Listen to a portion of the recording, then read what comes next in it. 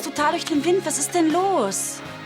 Hat Lars eine andere? Nein, Lars liebt mich. Hast du einen anderen? Ich will einen Auflösungsvertrag und 6 Monatsgehälter als Abfindung. Wenn nicht, geht die Sache vors Arbeitsgericht. Ansgar, hier ist Carla. Du musst dringend nach Hause kommen. Unser Vater ist dabei, den größten Fehler seines Lebens zu begehen. Wir könnten so glücklich sein, Hannah. Carla, ich bin glücklich.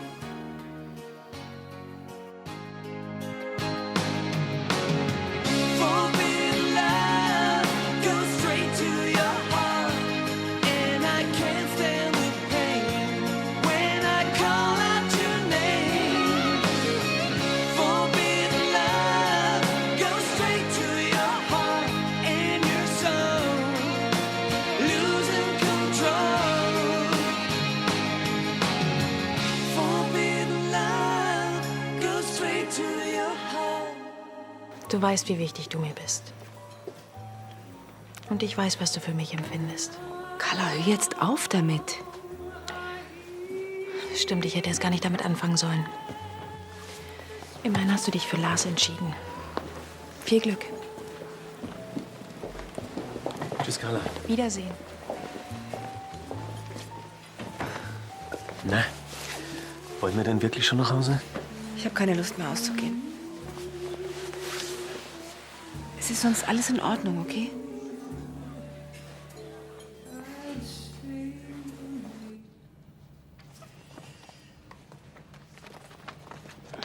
Das hier ist keine Bettlektüre. Leider.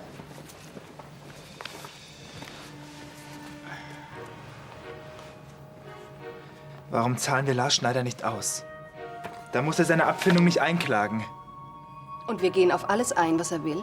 Er hat uns den Deal nicht versaut. Und wenn er auf eine berufliche Rehabilitierung besteht? Wieso nicht?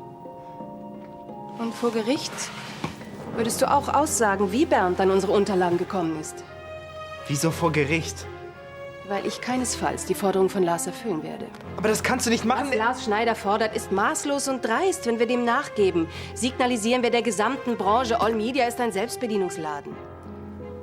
Ja, und dann wird auch jeder erfahren, dass ich auf eine Prostituierte reingefallen bin.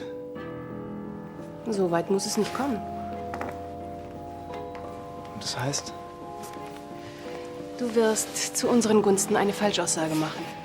Dann kann Lars sehen, was er von seinen kleinen Spielchen hat. Aber es ist doch gar nichts passiert. Ich habe nur einen O-Saft getrunken. Und dann bin ich K.O. gegangen. Und du meinst, das glaubt man dir so? Überleg's dir. Entweder du gehst aus dem Gericht als Trottel oder als Sieger.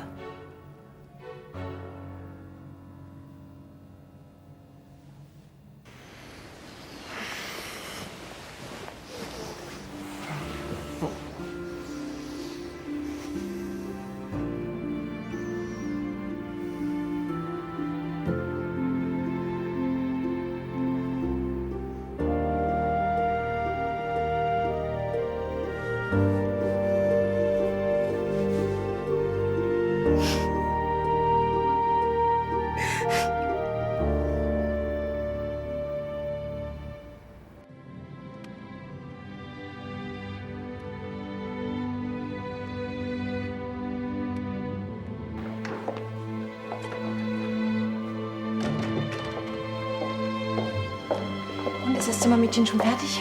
Ihm wird es an nichts fehlen.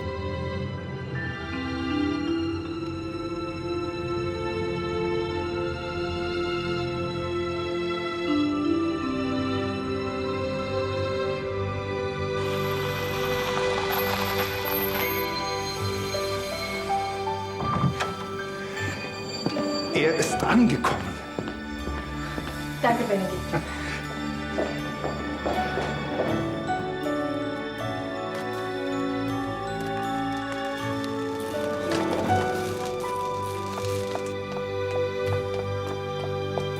Ansgar! Carla! Hat sich ja wirklich nichts verändert. Nur du bist ja noch schöner geworden.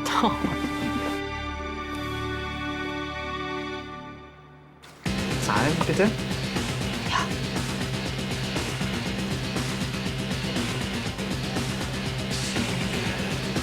Ich glaube, er möchte zahlen. Ja, ja.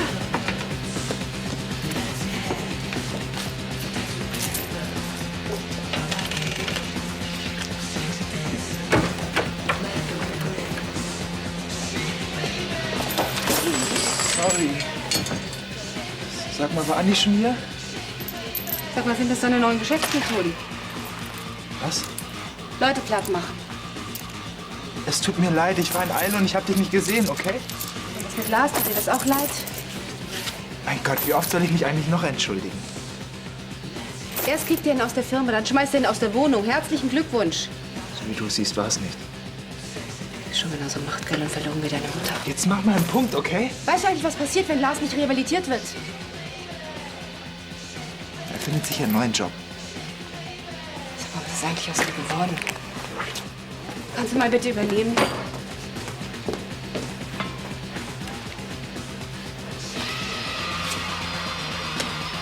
Was hast du vor? Im Schlafzimmer stolpern Hanna und ich immer drüber. Na gut, dass du kommst. Wir sollten endlich einen Platz für das Bild finden. Das kannst du entscheiden.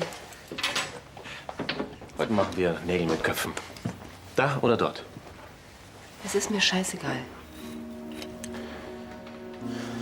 Gut. Lars? Lars, Ja? kannst du damit bitte noch einen Moment warten? Gut, dann eben später. Vielleicht hast du dich ja bis dahin entschieden, wo es hin soll. Es tut mir leid, heute ist nicht mein Tag. Und was können wir dagegen tun? Schlittschuhlaufen, Kino, Theater? Nein, ich leg mich ein bisschen hin. Ich habe heute Nacht nicht so gut geschlafen.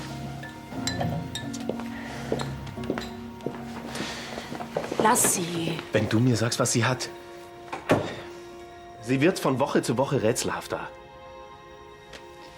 Mensch, Lars, vielleicht muss sie sich erst mal daran gewöhnen, dass ihr jetzt hier zusammen wohnt. Normalerweise freut man sich über mehr Nähe. Aber Hanna,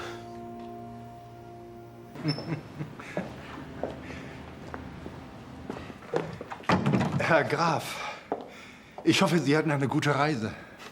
Benedikt. Danke, Herr. Mein lieber Herr Graf, Sie haben sich überhaupt nicht verändert. Ich hoffe doch, ich darf das als Kompliment verstehen. Wenn Sie sich bitte um mein Gepäck kümmern wollen. Sehr wohl, Herr Graf. Ja, und Frau Kreppel hat auch schon einen Imbiss vorbereitet. Hi,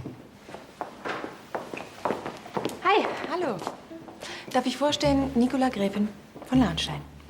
Ja, kannst aber Nico zu mir sagen. Ansgar Dominik Johannes Graf von Lahnstein. Wie soll ich mir das denn alles merken?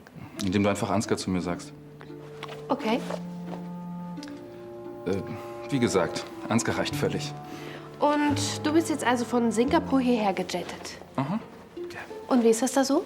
Darf man da wirklich keine Kaugummis auf die Straße werfen? Ich würde dir gern später mehr von der Stadt erzählen. Wollen wir? Ja, bis später.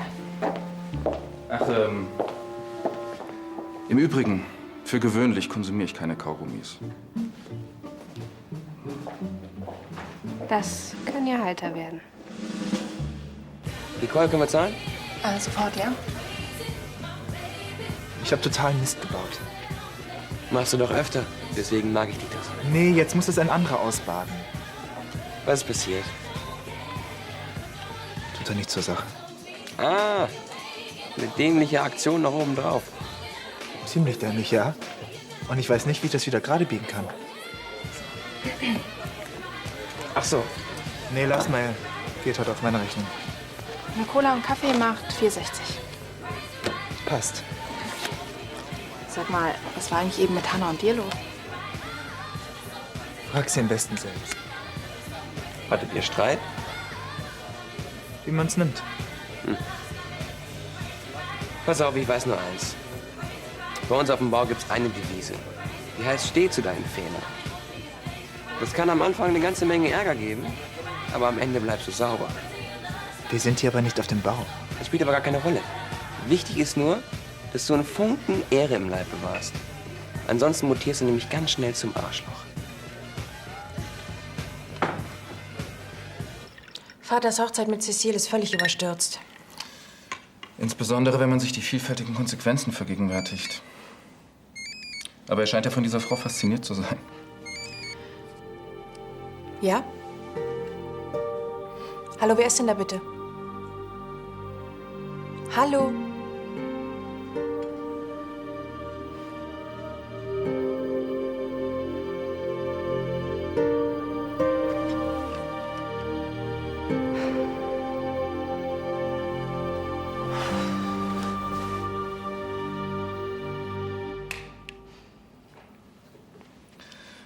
Anonyme Verehrer?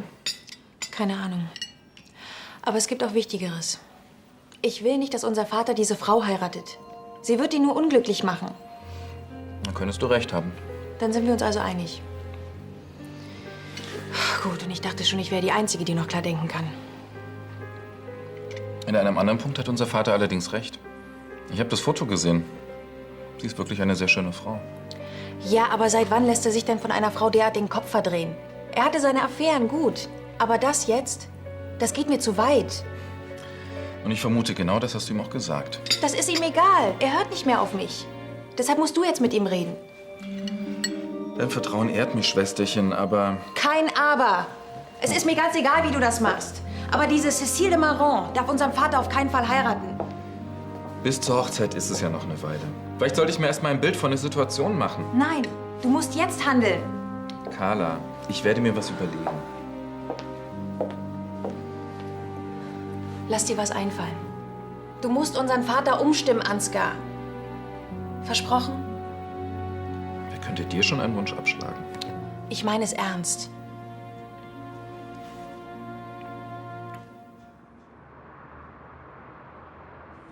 Wir sollten die Presseabteilung um 1, 2 gute Leute verstärken.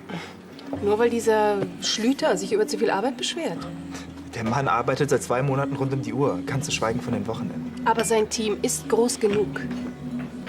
Frau Winter geht ab nächste Woche in Schwangerschaftsurlaub und Herr Beuys nimmt ein Sabbatjahr. So, die Rechnung. Das macht mein Sohn.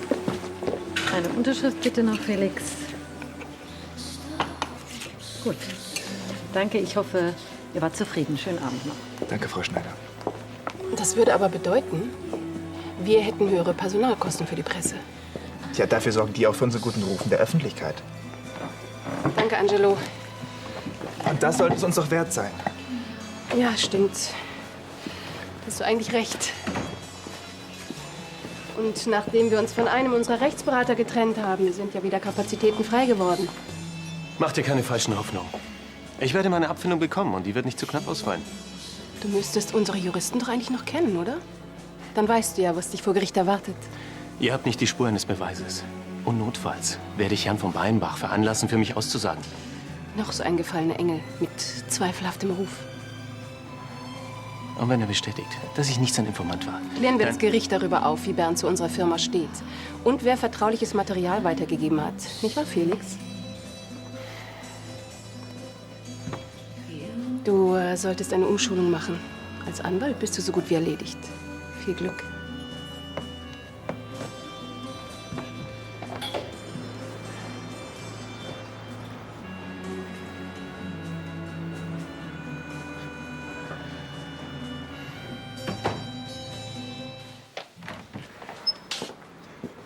Danke. Sie sehen aus, als gäbe es Neuigkeiten. Ihr Herr Sohn ist wohlbehalten aus Asien zurückgekehrt. Ach, Vater! Ansgar.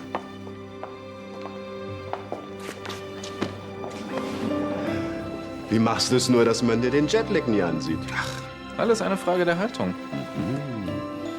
Du hast es mir versprochen. Lass mich nur machen.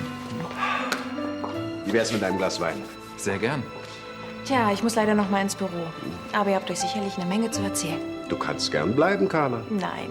Ihr habt euch so lange nicht gesehen. Das schreit doch geradezu nach einem Gespräch zwischen Vater und Sohn. Schade. Ja, also, bis später.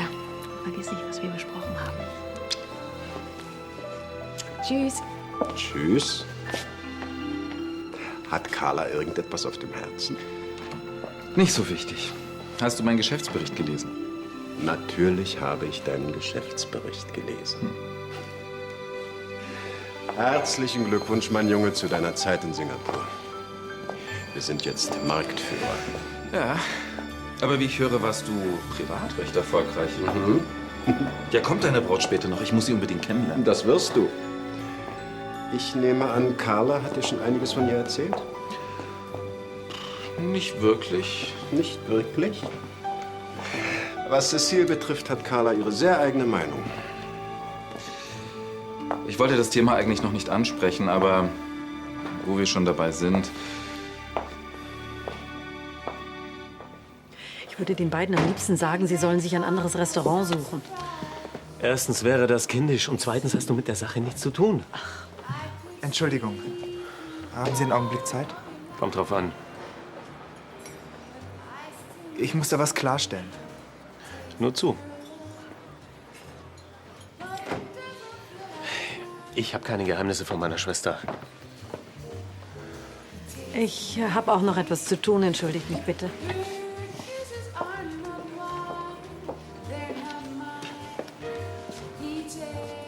Also? Ich weiß, dass Sie Bernd die Unterlagen nicht gegeben haben. Dann sind wir ja schon zwei. Ich ganz allein bin dafür verantwortlich. Warum haben Sie Ihrer Mutter das nicht gleich gesagt? War zu feige, was weiß ich. Und mich schmeißt sie deswegen raus. Ich habe mir etwas überlegt, wie ich den Schaden einigermaßen wieder gut machen kann. Ganz einfach. Sie sagen vor Gericht die Wahrheit. Ich würde das gerne so regeln, wenn Sie Ihre Klage zurückziehen. Und was ist mit meinem Ruf als Anwalt? Der wird wiederhergestellt und Sie bekommen eine Abfindung. Ihnen ist aber schon klar, dass die mindestens doppelt so hoch sein müsste. Von mir ist das Dreifache.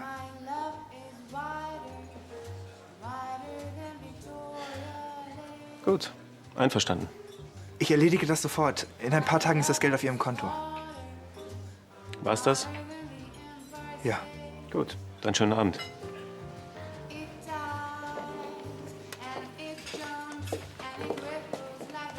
Sag mal, habe ich eben richtig gehört? Du ganz bestimmt. Das ist doch immerhin was. Damit kannst du dir was Neues aufbauen.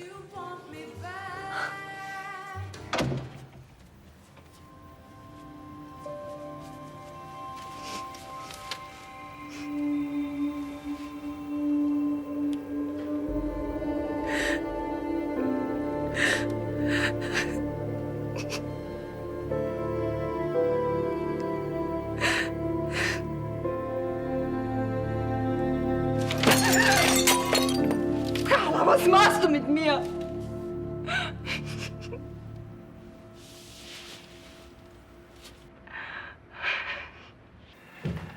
Während der letzten Monate hat sich hier einiges verändert. Ja, eine neue Schwester, an deiner Seite eine neue Frau. Ich bin überzeugt, dass ihr euch daran gewöhnen werdet. Daran habe ich keine Zweifel. So, woran dann? Ich frage mich, wie es mit der Lahnstein Holding weitergeht. Ich habe keine Ahnung, worauf du hinaus willst. Nun, Carla leitet das Auktionshaus. Ich habe mich bisher um den asiatischen Markt gekümmert und du hast von der Zentrale aus alles im Griff. Was wird sich denn daran durch deine Hochzeit ändern? Was sollte sich denn deiner Meinung nach ändern? Hast du vor, deine zukünftige Frau an unseren Geschäften zu beteiligen? Glaubst du, ich würde so etwas über eure Köpfe hinweg entscheiden? Immerhin sitzen wir hier, um offene Fragen zu besprechen. Es kann sein, dass ich euch mit meinem Entschluss, in Kürze zu heiraten, etwas überfordere. Und um endlich auf den Kern deiner Frage zu kommen. Nein, Cecile hat nicht die Absicht, sich in unserem Unternehmen eine Tätigkeit zu suchen. Und was mich betrifft, ich werde mich in den nächsten Monaten endlich etwas mehr meinem Privatleben widmen. Das heißt, ich rechne unbedingt mit dir. Es wird eine Menge Arbeit auf dich zukommen.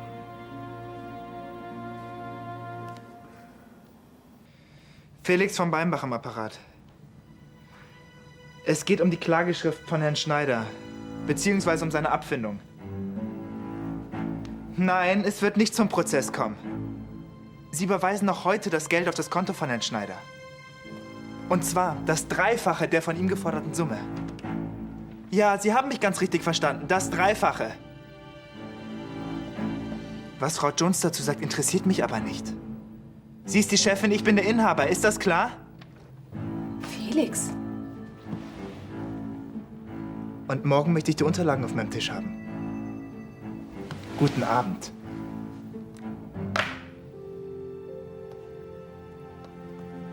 Kannst du mir sagen, mit wem du eben telefoniert hast? Mit Küfer. Wir werden auf alle Forderungen von Lars Schneider eingehen. Wir? Wir.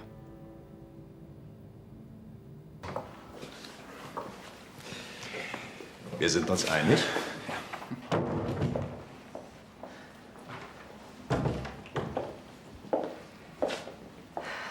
Und, habt ihr euch gut amüsiert? Ja, und warum setzen wir uns nicht? Wir warten noch auf Cecile und Nico. Ja, ihr hattet euch sicherlich eine Menge zu erzählen. Ja, wie das so ist, wenn ein Sohn zurückkehrt. Aber was, das wollt ihr mir nicht erzählen.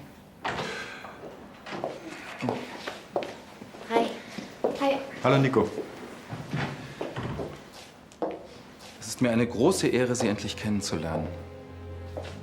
Ihr Ruf ist Ihnen sozusagen vorausgeeilt. Danke. Das freut mich. Und Sie bestätigen mich aufs Neue in einer alten Erkenntnis. Ein Kompliment wird nie ganz der Person gerecht, der es gilt. Es mag ihren Glanz zwar spiegeln, aber es kann nie so strahlen wie Sie selbst. Du hättest mich vor deinem Sohn warnen müssen. Jetzt bin ich mal gespannt, was er sich für Nico hat einfallen lassen. Wir haben uns heute Morgen schon kennengelernt. Er mag keine Kaugummis. Ja, setzen wir uns doch. Ansgar vielleicht doch? Ich werde in den nächsten Tagen einige Freunde zu einem kleinen Empfang bitten. Zum einen möchte ich die Rückkehr meines Sohnes feiern und zum anderen bekannt geben, dass er der neue Generaldirektor der Lahnsteinbank sein wird. Und vielleicht möchtest du ja auch unser Trauzeuge sein. Wir hatten eine Abmachung. Mit der ich sowieso nie einverstanden war. Und du glaubst jetzt, mit dieser Abfindung, die ich im Übrigen sowieso für völlig überzogen halte, ist die Sache vom Tisch? Herr Schneider hat mir sein Wort gegeben. Und das hält er auch. Und wie stehen wir in der Geschäftswelt da? Wir machen uns lächerlich. Das muss niemand erfahren. Wir können eine Schweigeklausel vereinbaren. Herr Schneider ist diskret. Aha. Und mit dieser Klausel ist das Problem deiner kleinen Eskapade gelöst, ja? Unsinn! Ich stehe zu meinen Fehlern. Aber wenn wir gegenüber Lars Schneider im Unrecht waren, dann müssen wir das korrigieren. Wir reden hier über Geschäftspolitik. Mit dieser Einstellung kannst du vielleicht bei den Pfadfindern Punkte sammeln, Mit aber... dieser Einstellung hat Martin den Konzern geleitet. Nein.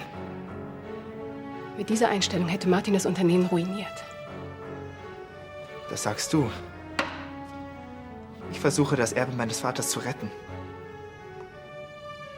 Eines Tages wirst du hoffentlich erkennen... Eines Tages, was soll der Scheiß? Denkst du, ich will genauso hinterhältig werden wie du?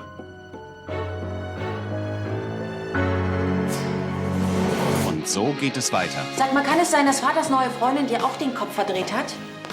Jetzt reg dich doch nicht so auf. Ich dachte, du wolltest mir gegen Cecile helfen. Aber kaum macht er dich zum Generaldirektor, schon fällst du mir in den Rücken. Ich habe Alexa gestern bei einem akuten Rückfall ertappt. Da, da, da. La, la, la, la, la. Da hilft nur eins, knüppelharte Trainingsstunden.